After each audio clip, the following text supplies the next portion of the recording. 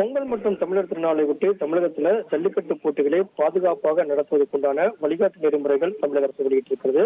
போட்டிகளில் பங்கேற்கும் காளைகளுக்கு எந்த விதமான பாதிப்பும் ஏற்படாத வகையில முன்னேற்பாடுகளை மேற்கொள்ள வேண்டும் என்று அதில் அறிவுறுத்தப்பட்டிருக்கிறது.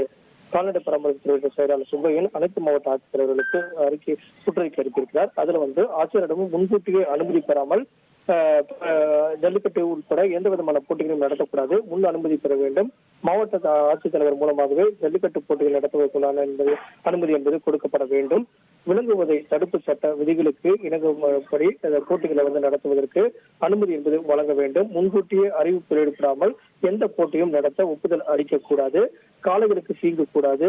விலங்கு வதை தடுப்பு சட்டத்தின் கீழ் விதிகளில் குறிப்பிட்டபடி காளைகள் மற்றும் கால்நடைகளுக்கு எந்த விதமான தீங்கு ஏற்படாத வகையில ஜல்லிக்கட்டு போட்டிகள் என்பது நடைபெற வேண்டும். காளைகள் துன்புறுத்தப்படாமல் பாதுகாப்பாக இருப்பதை உறுதி செய்ய வேண்டும்.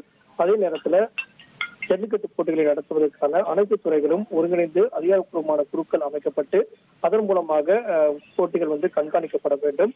அந்த போட்டிகளில் தொடர்புடைய அனைத்து தரப்பினரும் அது தொடர்பான விழிப்புணர்வு ஏற்படுத்த வேண்டும். போட்டி நடைபெறுவதற்கு முன்னதாக அனைத்து ஏற்பாடுகளும் முழுமையாக செய்திருக்க வேண்டும்.